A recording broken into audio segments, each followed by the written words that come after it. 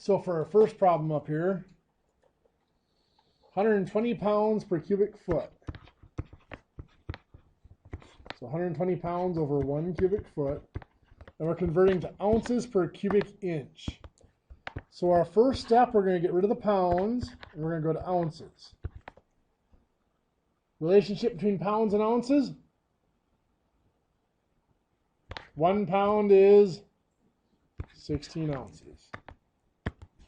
So the pounds are gone. In the next conversion factor, what's going to go where?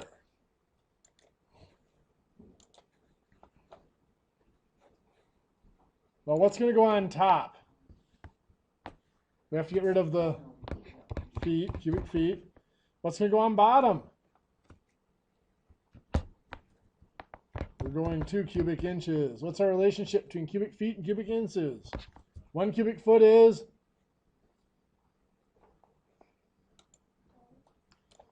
Well, 1 foot is 12 inches, but 1 cubic foot is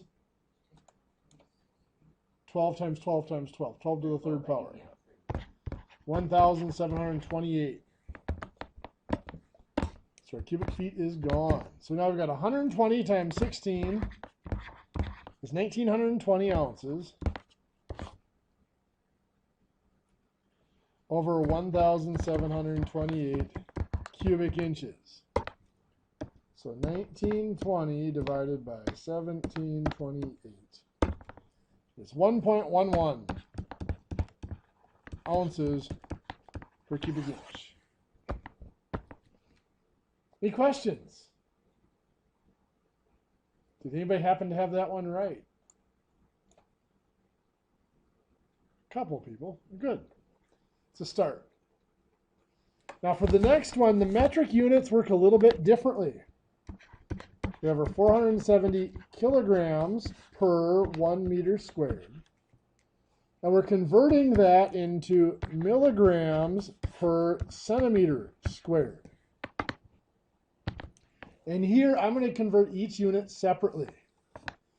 Kilograms to milligrams. On the chart, kilograms to milligrams is 3 spots. Did I really go kilograms to milligrams? Holy crap. Kilograms to milligrams is actually 6 spots to the right. So that's 470 million milligrams. Now, meters squared to centimeters squared. Meters to centimeters is 2 spots to the right, but since it's squared, we have to go 4 spots. We double it. You got it. So that's 10,000. Then we divide that out. That is 47,000 milligrams per centimeter squared.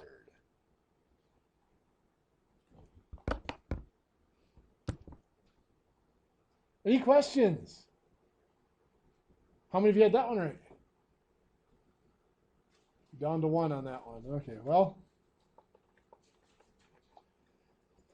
hopefully with some experience, those will get a little bit better for us.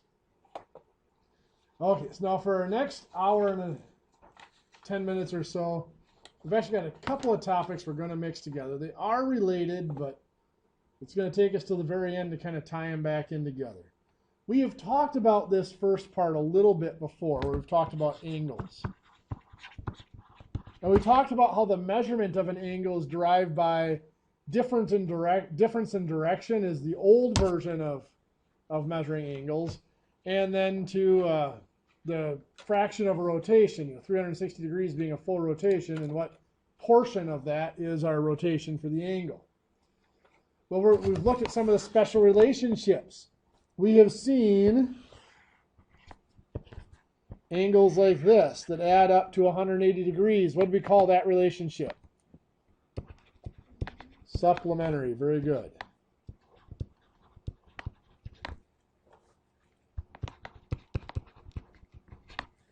Now we've seen angles that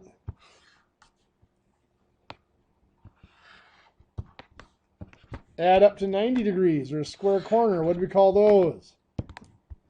Well, it's a right angle, but it's called complementary. And of course, both of these sets are what we call adjacent angles. They're angles that are next to each other, therefore they can be added up. You know, these two angles are adjacent. They have the same vertex and they share a side. These two angles are adjacent. They have the same vertex and they share a side, which means they can be added or subtracted.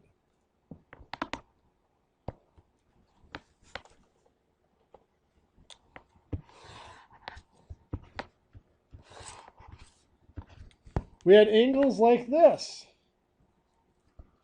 This one and this one here. What's the relationship between those two angles? Well, if this one is 38 degrees, what's this one have to be? 38 degrees. They have to be equal. The word there, and I don't care if you remember the word or not, just know that they have to be equal. It's called vertical angles. They have to be equal because they're on opposite sides of the same rotation of two lines. Also, their relationship to this angle, they would have to be supplementary because that's a straight line in both directions. So they're supplementary to the same angle, therefore they must be equal to each other. Well, I want to take some time now to look at one of our benchmarks. I mean, the straight line or the 180 degrees is one benchmark, but probably a more important benchmark in geometry is this one right here, the right angle, which of course is 90 degrees. Always denoted by that little square in the corner. You put a square in the corner to denote that it is a square corner.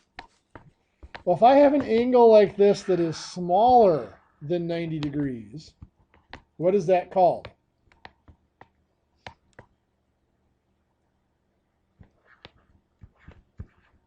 That's called an acute angle. I think of it this way. It has the word cute in it. Things that are cute are usually small.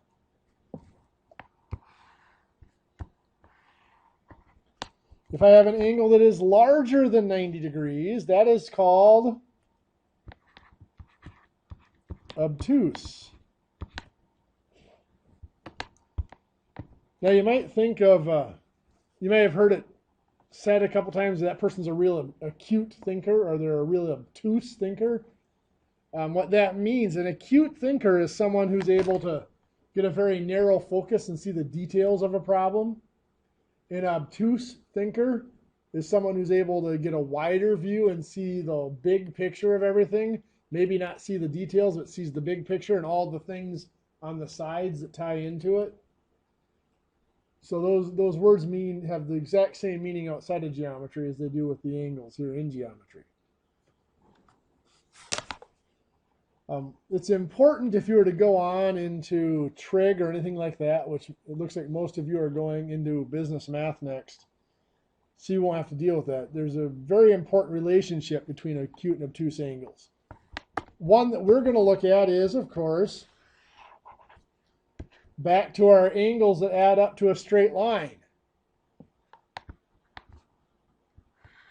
One of those angles, let's say this angle here is 43 degrees.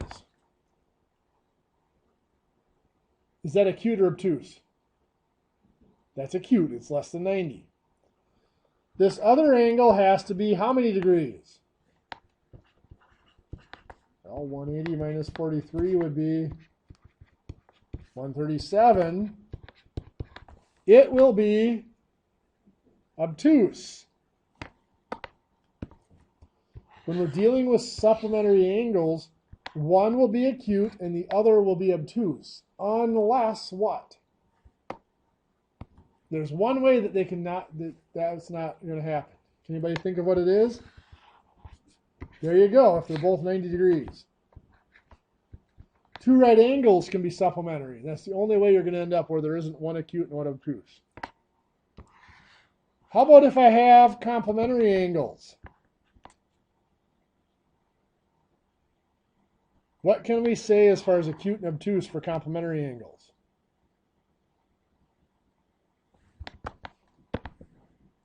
They will always be both acute, right? Because a 90 degree, the complementary angles add up to 90 degrees. So to add up to 90 degrees, they must both be smaller than 90 degrees. The only way that wouldn't be true is if one of them is 0, and then it's not an angle anymore.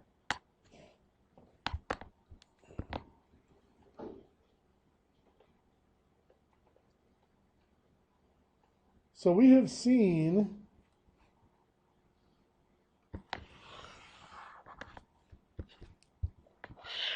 pairs of angles being added up.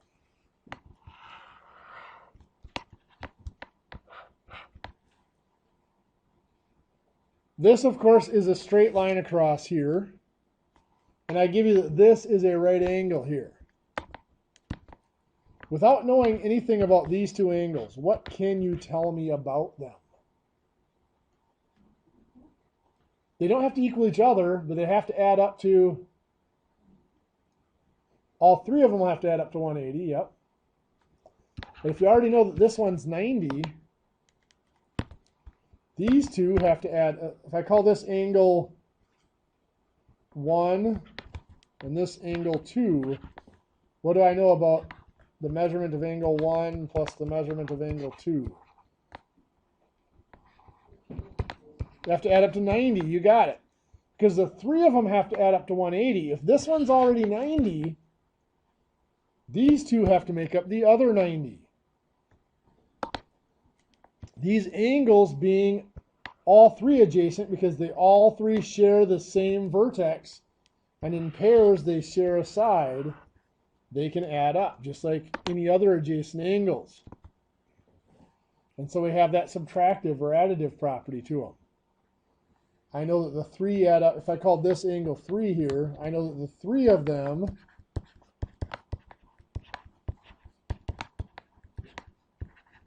add up to 180. And just like any other equation, I can subtract from the same side. But kind of like we did last week with the repeating decimals, I know that the measurement of angle 3 is equal to 90. So I can subtract 90 degrees from one side to make this 90 degrees. And I subtract the measurement of angle 3 from the other side, which is the same value, to cancel out the angle 3 over there. Does that make sense?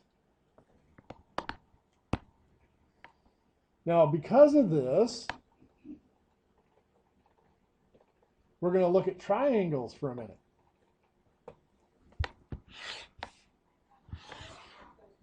Sure. M just stands for, I'm not only denoting the angle, but the M stands for the word measure of. So it's measurement of angle 1, measurement of angle 2. It's just a notation thing. You bet. It's not necessary. It's just making it very clear that we're looking for the number of degrees for the angle. Okay, so I'm looking at this triangle here. Some of you may already know this, but if this angle here is, let's say, 31 degrees, and this angle here is 66 degrees. What do I know about that angle? Well, like I said, some of you may already know that relationship, but let's look at it in a little bit different way. If I start out walking down this side of the triangle, if I get to this corner here and I turn, so I can walk down this side now. I get to this corner and I turn so that I can walk down this side. I get here and turn. I'm going to call this angle 3. Or sorry, angle 3. Let's call it angle 4. Angle 5 and angle 6. What do I know if I add those three angles up? What do they have to add up to? Well, I started out going in this direction and I ended up going back in that direction. So how much of a turn did I make?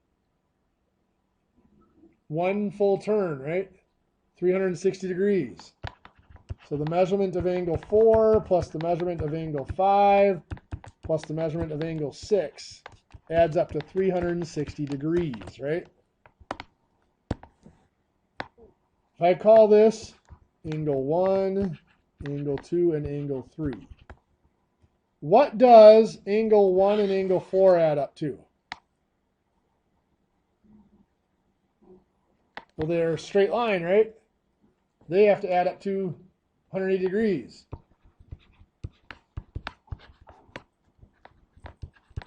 That's 180. What's angle 2 and angle 5 have to add up to? Well, it makes a straight line again, doesn't it?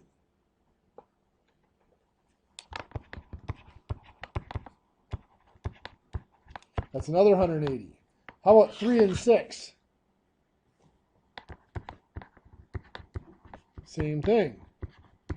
It's 180. So if I add all 6 of them together, I have 180, 180, and 180, which is 540 degrees total. So here's what I'm going to do. So I'm going to get rid of the 180s I wrote in down here. I am going to subtract off the measurement of angle 4, the measurement of angle 5, and the measurement of angle 6. So I'm getting rid of those angles. So I've got angle 1 plus angle 2 plus angle 3. How many degrees did I just subtract out by taking out those 3 angles? Well, the 3 of them add up to 360, right? 540 minus 360 is 180 degrees. What I just found here not only applies to this triangle, but any triangle. Because notice there's no measurements in here. I just had the names of the angles.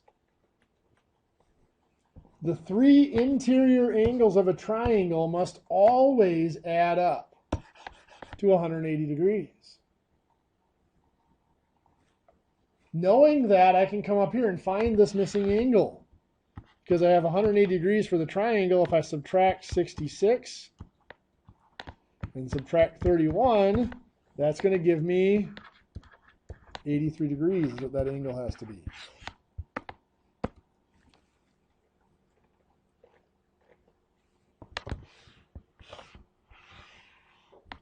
Now this triangle is called an obtuse triangle because it has an obtuse angle in it. If I tell you that this is 41 degrees and this is 29 degrees, what's this angle have to be? Find that in your notes quick.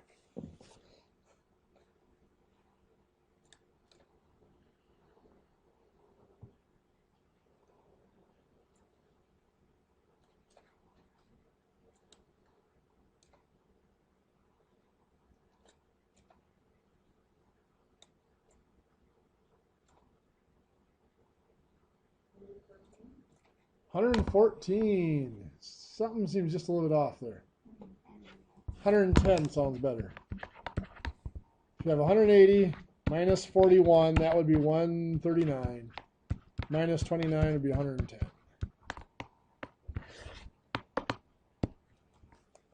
Okay, so we get the picture there. So what's the importance of all this? Well, we have some other, bless you.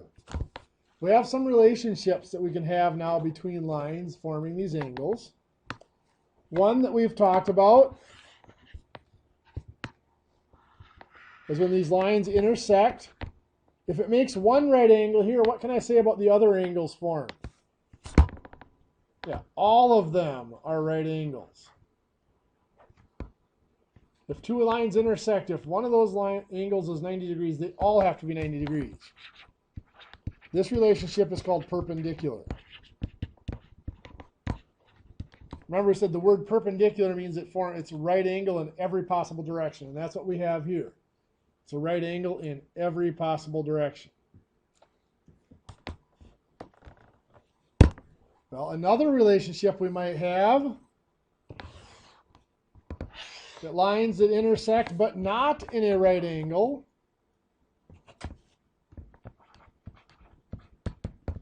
and the term here is oblique intersecting lines, or just oblique.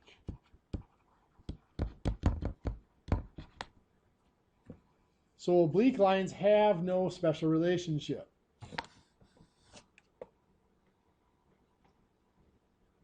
The third relationship we're going to talk about is where they don't intersect at all.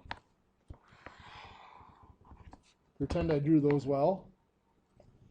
And lines like this are said to be parallel.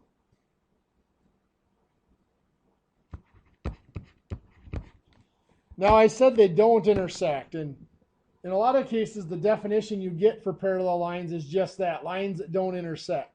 But that's not terribly adequate. If you think about it, in two-dimensional space, like on a flat piece of paper or on the board here, if lines never intersect, they will be parallel. But in 3 dimensions, these two lines here, will they ever intersect? No, they're going off in way different directions, right? They'll never intersect. But are they parallel? Not what we would think, no. So a more technical definition of parallel is always the same distance apart.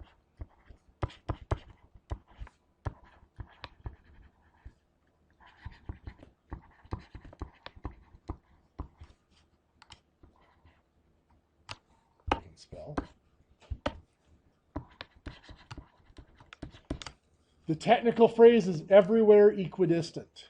Equidistant means same distance apart. It's those parallel lines. Now, the reason that this everywhere equidistant or always the same distance apart definition is important because then we can define parallel curves and things like that too, parallel surfaces, rather than just parallel lines. So now with that structure, those parallel lines in place, we can talk a little bit about this. If I have 2 lines and a third line cuts across them like this, this third line is what we call a transversal. It cuts across other existing lines. A transversal is not very exciting unless we have some sort of special relationship. Well, actually, there are a couple of them. Let me look at this application quick first. Let's say I have these 2 lines here that intersect.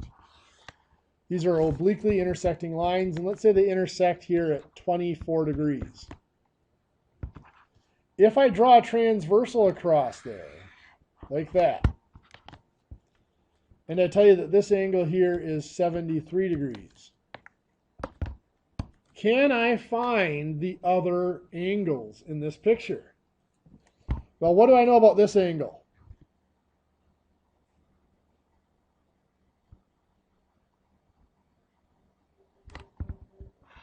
Has to be equal to the 24. You got it.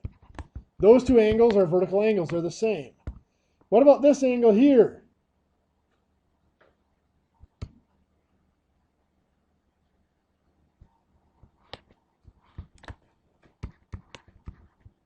It's 180 minus 24, or 156, isn't it? Because those 2 add up to a straight line, they have to be supplementary. How about this one up here?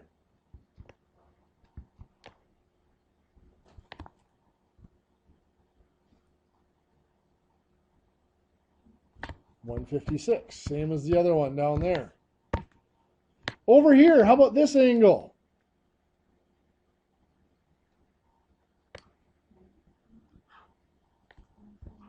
(73). Very good. That's equal to 73.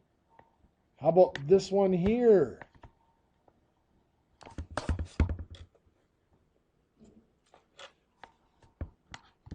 Well, that's 108. Those 2, that's a straight line, so it's 180 minus 73, which is 107.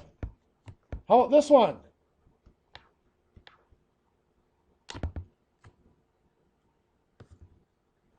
Same thing, 107. Well, up here it appears that we don't know anything. But now that we have our rules for triangles, we can find this angle here because those 3 have to add up to 180. So 180 minus 107 minus 24 is going to give us what?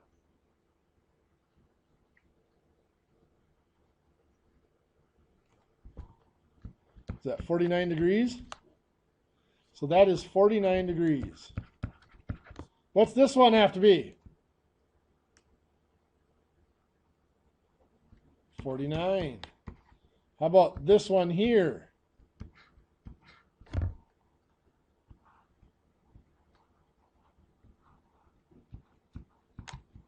It's 180 minus 49 is 131. Right?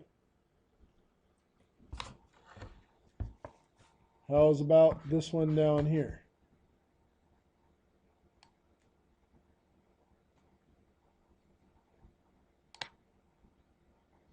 That one's also 131 degrees.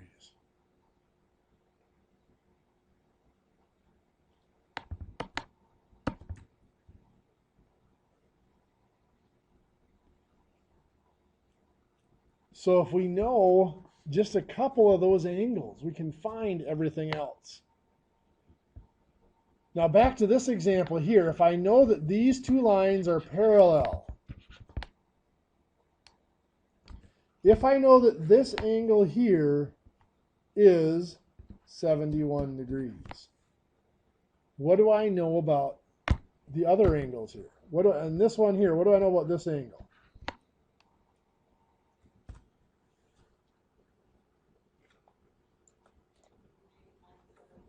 Perfect. 180 minus 71, or 109 degrees. What do I know about this angle?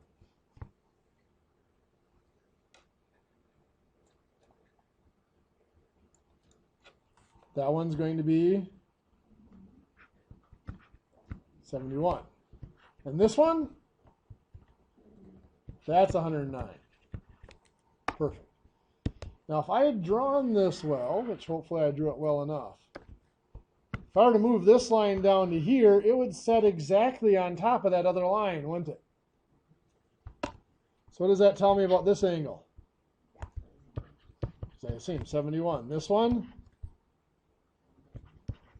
109. This one, 71. And this one, 109.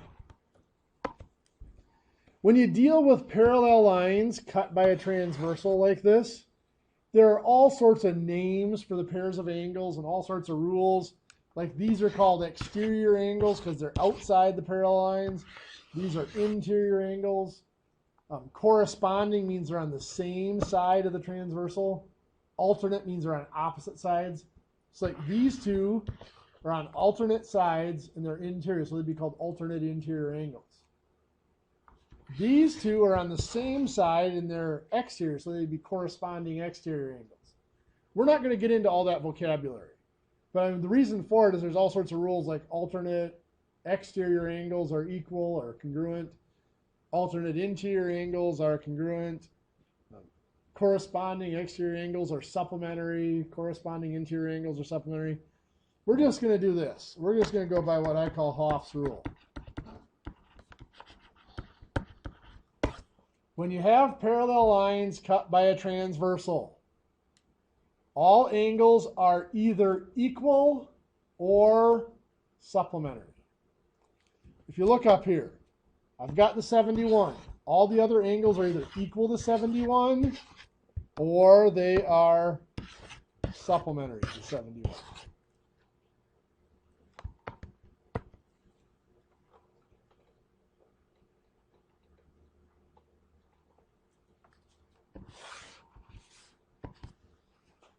So let's say I have a pair of parallel lines that is cut by a transversal that forms an angle here of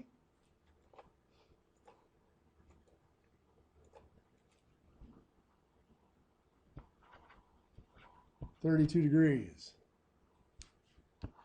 And his second transversal here cuts through that same point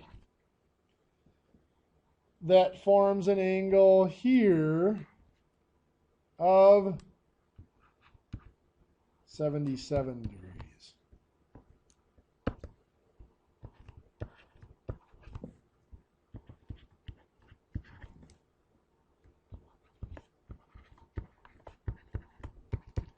There are 12 more angles. Find them in your notes. See what you come up with. Well, let's start with 1, 2, and 3 here. What'd you get for angle 1?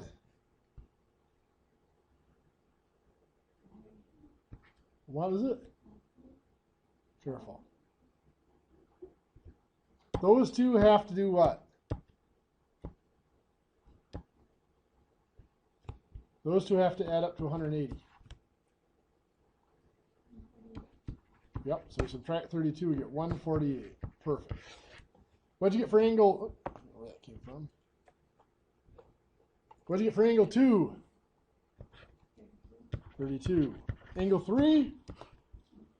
148. Okay, over here, angle 4. This is the one you were thinking of. That's 103. And 5? 77. Angle 6. 103.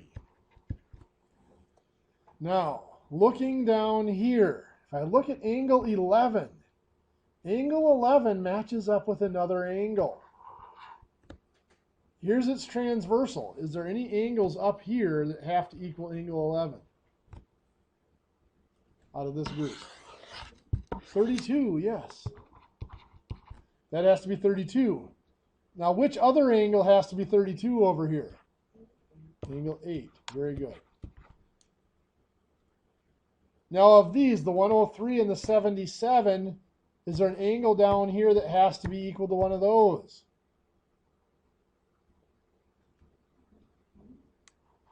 Angle 7 and angle 10 both have to equal what? The 103. Very good.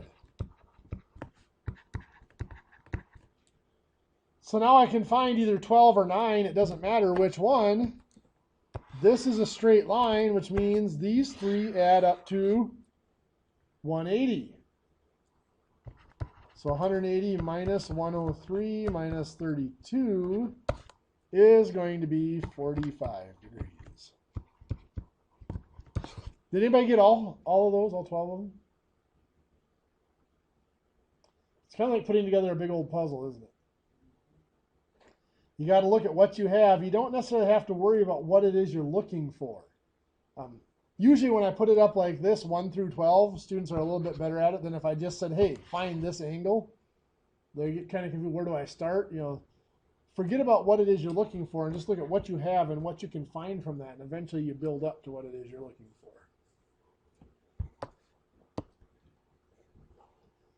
Okay, so why are we so concerned about this? Well, we're going to shift gears a little bit now. And we're going to look at something that seems to be a lot different, but then we're going to show how they're related. We've looked at this symbol before. What does it mean? Square root. And of course, the square root of 25 is what? It is 5. Why? Because 5 squared equals 25. Now there's another possible answer here, isn't there? Or negative 5, because negative 5 squared would also be a positive 25. Unless my math lab or a quiz or test question specifically says give both answers or give every possible answer, we're going to assume from here on out that we only want that positive answer. That's the only one that's going to matter to us.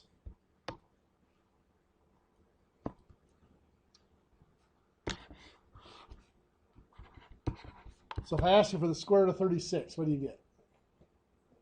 6. Perfect. Because 6 squared is 36. Now when we did decimals, we looked at some things here. Square root of 0.16.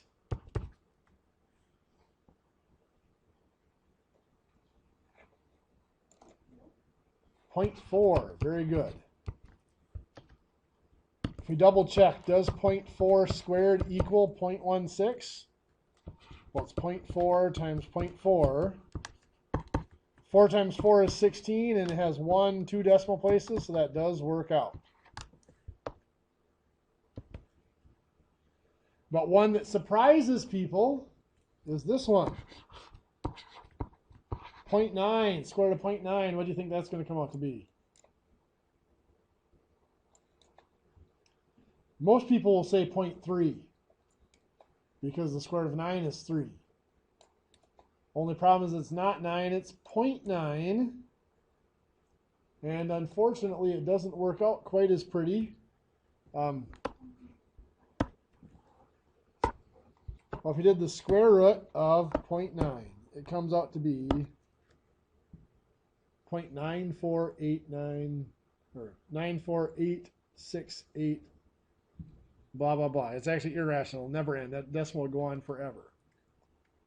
You'd think you see a 9, you know, the square root of 9 is 3, you'd think it'd be really simple, but it's not. The reason is the decimal places are wrong. If this were the square root of,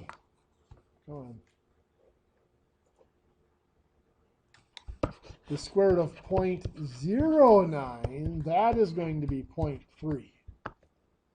Because when I square 0.3, there's one decimal place here. When I square it, there has to be 2 decimal places. Does that make sense? So you have to be careful when square rooting decimals. The decimal places have to work out.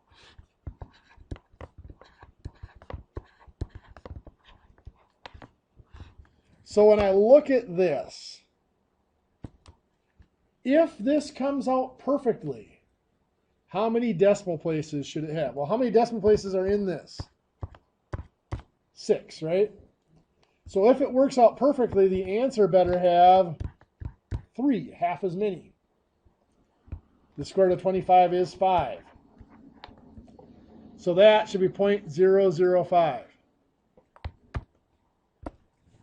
Check it and see if it works out. Does 0.005 squared equal that? 0.005 squared is 0.0. Well, my calculator is giving it in scientific notation, but that is 0.000025. Is there something going on in the hallway out there? Or? Yeah. Okay. I'll close the door. Okay, thank you.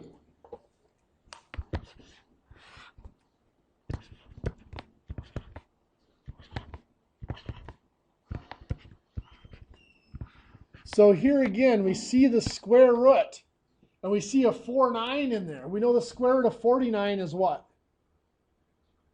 7. But will this work out perfectly?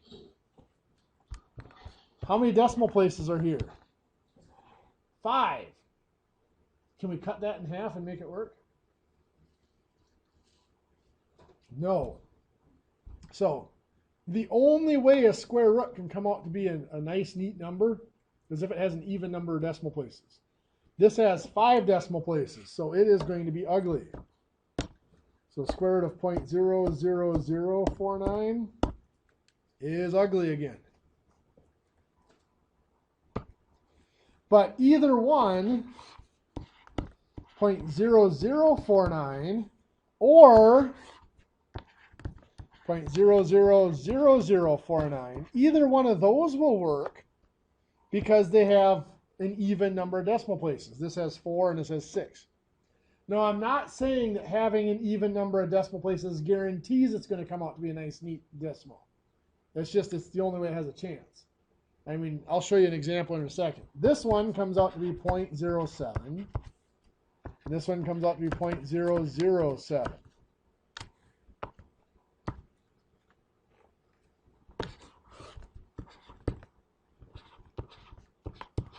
Is that one going to come out to be a nice, neat answer? Well, first check is how many decimal places? Well, there's 4 total, right? 4 decimal places. The only problem is the square root of 12 come out nice and neat? No. So that will not, even though there is an even number of decimal places, that will not work out neatly.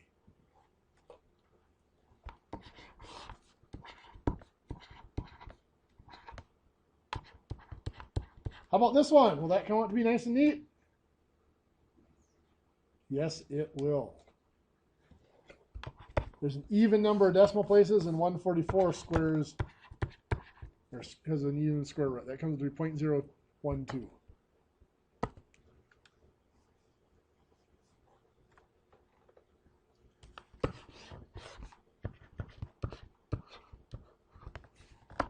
How about when I do a square root of a fraction? Now we've squared fractions before and we looked at how that fit together.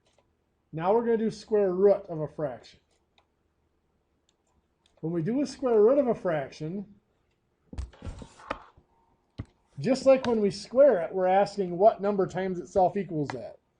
Well, when we square, let's say we square 5/8.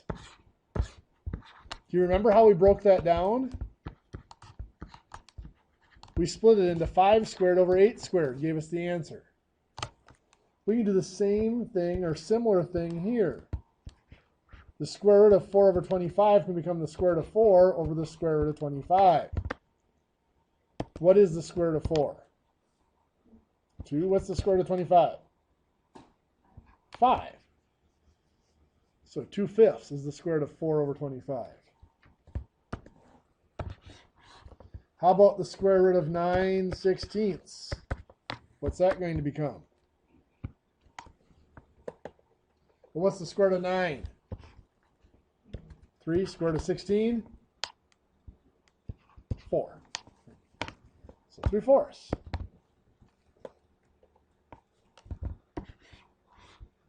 How about the square root of 49/81? Try that in your notes quick.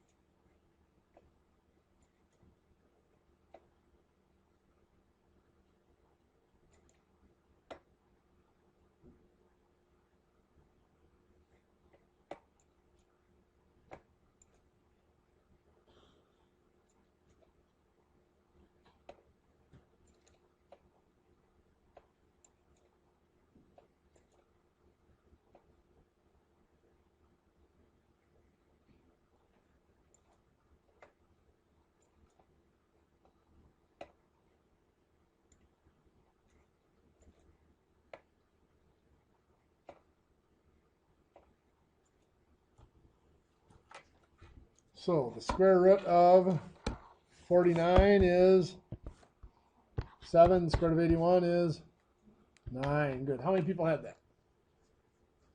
Perfect.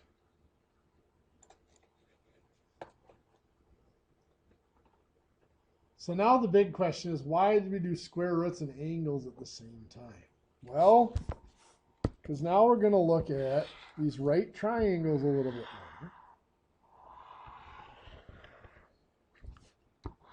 So we have a triangle that has a right angle in it. We talked about these a little bit when we were doing some areas, because they're half of a rectangle. But we're going to talk about them a little bit more now because there's a relationship. The two sides that form the right angle, so this side and this side, are called legs. I remember that because the legs form the L. They form the right angle. The third side, which is this side over here, which is the side that's always across from the right angle. It doesn't touch it, it's always across from it, is called the hypotenuse.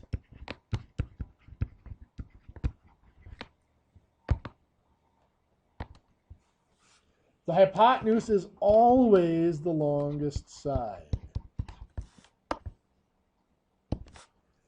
So if I label my triangle, the sides of my triangle, now when we label angles, we usually use capital letters.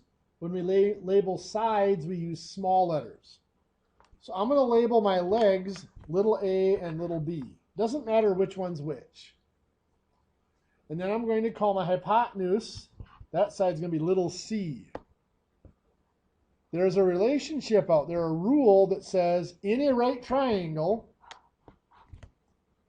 the relationship between the legs and the hypotenuse is a squared plus b squared equals c squared.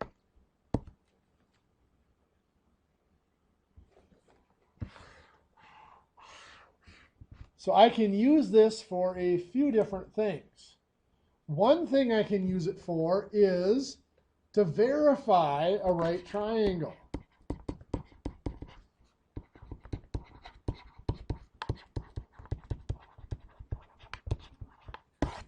So if I have a triangle that is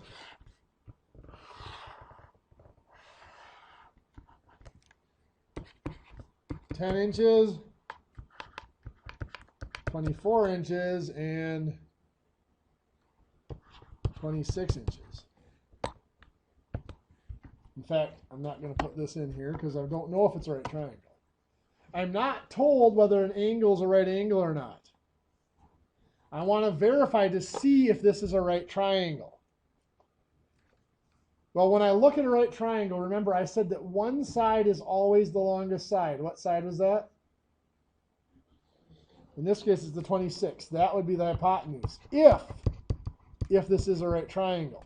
So that's going to be the side that I call side C, the longest side. The two shorter sides, if it's a right triangle, would have to be my legs. So I'm going to call them A and B. So remember, it's A squared plus B squared equals C squared. So I'm going to put in 10 for A, so 10 squared, plus 24 for B, so 24 squared, equals 26 for C, so 26 squared. So now 10 squared is 100. 24 squared is 576. 26 squared is 676. If I add these two up, what do I get? 676. So I get 676 equals 676. That tells me that this is a right angle.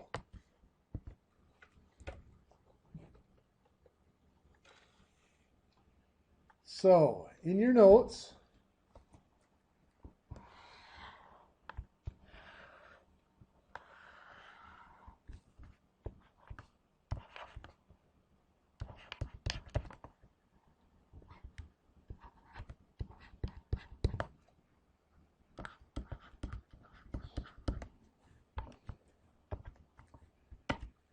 verify for me, is this a right triangle?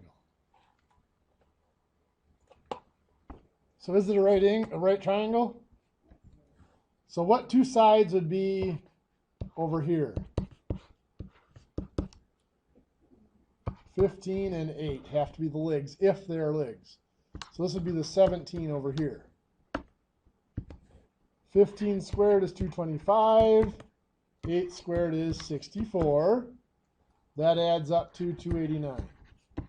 17 squared is 289. So yes, they're the same, which means this has to be the right angle.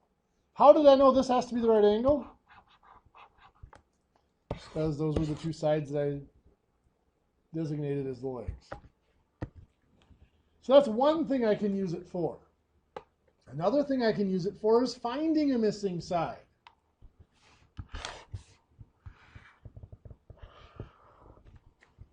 If I tell you that this is 18 inches and this is 24 inches, can I find this missing side? Well, here I am told that this is a right angle.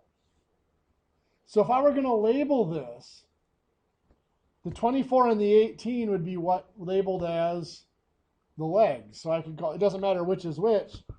I call one A and the other B. Side X is my C. So when I put them in my formula up here, what am I going to write? 20, you got A squared is 24 squared plus B squared will become 18 squared equals C is going to become X, so X squared. I could put C squared, it doesn't matter. So now I go through. 24 squared is 576. 18 squared is 324. That's still equal to X squared. Now I have to add 576 plus 324 is 900 equals X squared. Now we haven't solved too many equations that come out like this where X squared equals a number. Normally it's 3 times x or x plus something. What's been done to x here? It's been squared. How do we reverse that? We square root it. Yeah, we unsquare it or square root it. So the square root of x squared is just x. We took away the square. What's the square root of 900? 30.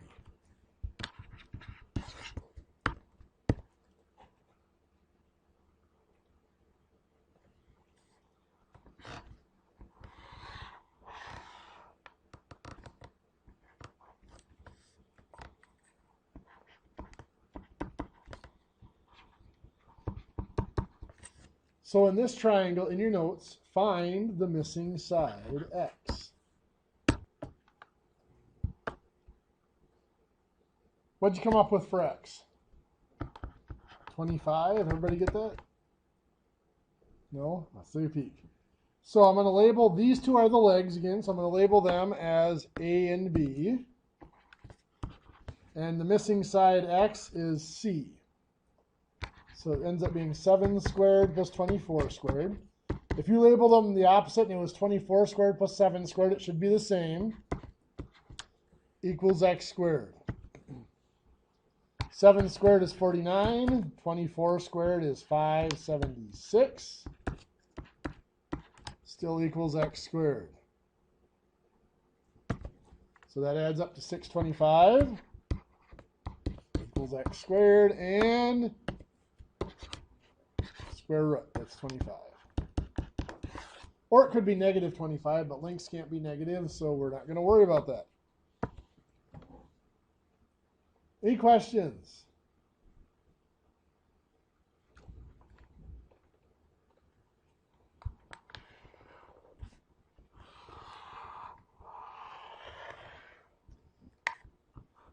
Slightly different variation. Looks like this.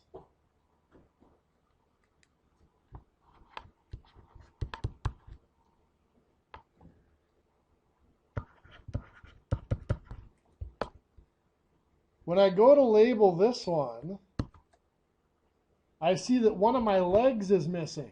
It's x is one of my legs. So I'm going to call that A. I'm going to call the leg I know B. And my hypotenuse, of course, is still C. So A squared is going to become x squared. Plus B squared is going to be 36 squared. Equals 39 squared.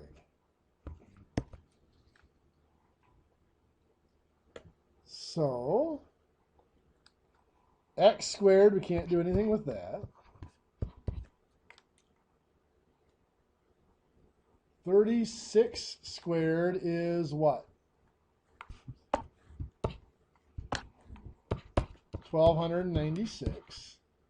So x squared plus 1296 equals 39 squared is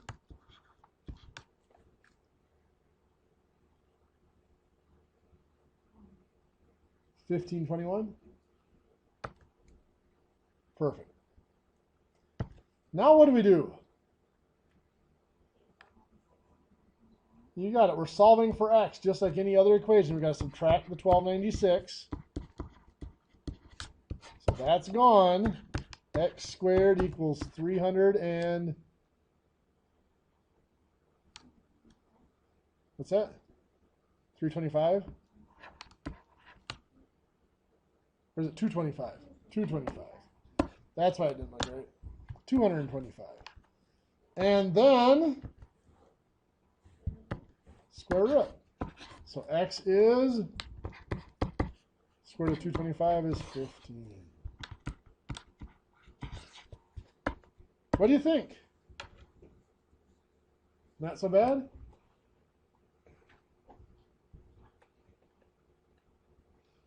Okay. So, why is this important? This is actually one of the biggest calculations there is as far as like construction and architecture and stuff like that. Using these calculations to find missing links or to define, figure out, what a dimension has to be to make sure that it ends up being a square corner. Obviously, in architecture and building, it's very important that your corners are square. Let's take a look at, I'm going to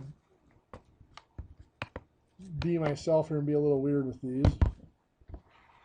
Let's look at some examples.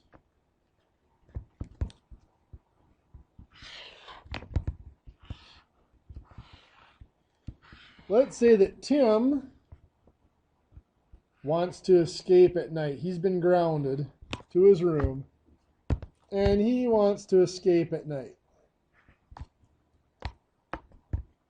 The bottom of Tim's window is 12 feet off the ground.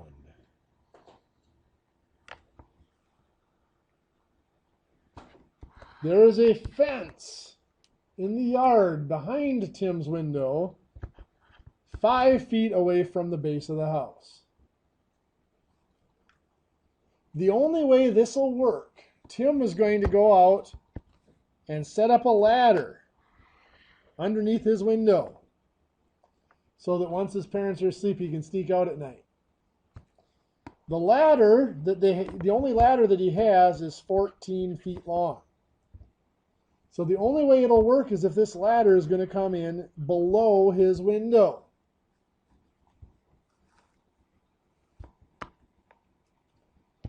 So we need to see, will this fit?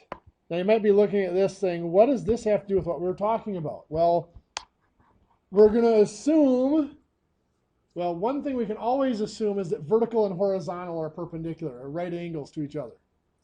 We are going to assume that the side of the house is vertical. Hopefully, right? And we're going to assume that the ground is approximately horizontal. So we're going to assume that that makes a right angle. Now, we do not know if this makes a right triangle. The 14 doesn't, the 12 and the 5 we know are there. We don't know if the 14 is going to fit. So the 14, we're going to pull off to the side, and we're going to find what the real dimension is across there. If that dimension is greater than 14, we know the ladder will fit. If it's less than 14, we know it won't. So we have here sides A and B are the 5 and 12, and C is the side we're looking for. So 5 squared plus 12 squared equals C squared. 5 squared is 25. 12 squared is 144. We'll go ahead and add those up to get 169 equals C squared. And then we have to square root, just like before. Square root of 169 is 13. So this is only 13 feet across here. He's not getting out. He tries to set up that ladder, it's going to crash through his window. Poor kid. I used to do that example as the guy that wanted his daughter to go away, so he put the ladder up so the guys could sneak in and take her off, but I was told that's not politically correct anymore, so I don't use that example. Okay, so you guys get the picture here. The key is finding things that have to be at right angles to each other. Now, I am going to offer an extra credit question here quick.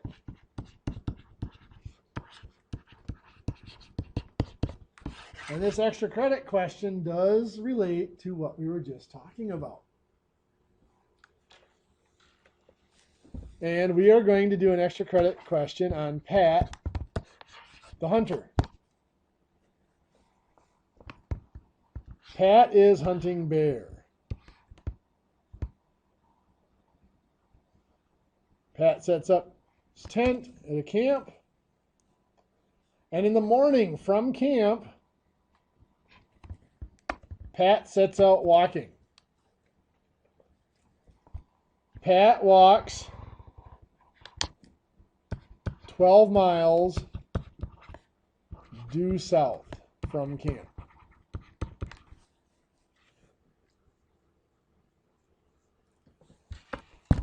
He stops and rests for a while, and then Pat turns and walks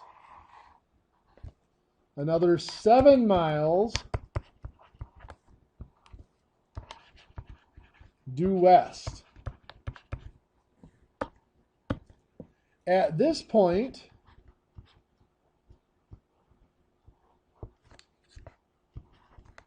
Pat sees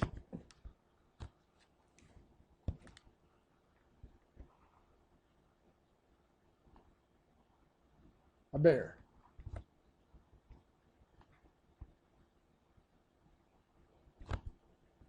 This is really stretching my artistic ability, just so you guys know. That almost looks like a bear even. I'm kind of proud of that one.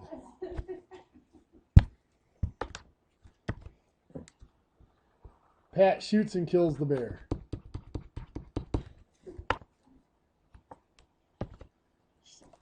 At this point, Pat realizes that he is still exactly 12 miles from camp. So here's the extra credit question for you.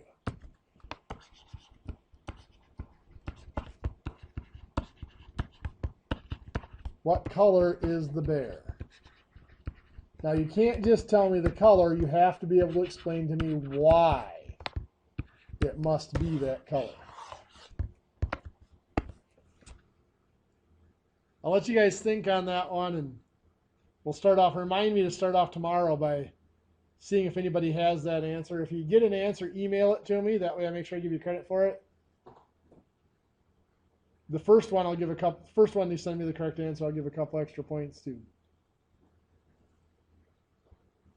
It does apply to what we were just talking about.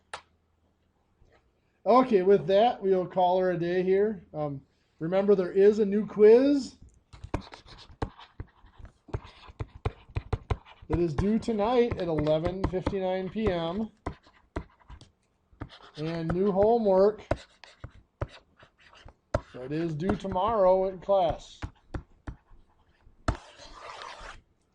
I've been informed that the homework assignments are still stuck on the wrong time zone. I've got all the quizzes corrected, but the homework assignments are cutting you off at 11 o'clock. Don't worry about that. Just keep doing them. It might cut you off, and you may have to log out of my math lab, or log out of the homework and log back into it. It'll let you finish. It'll give you a warning about taking off points. Don't worry about that. I'll change that when I transfer it to Blackboard.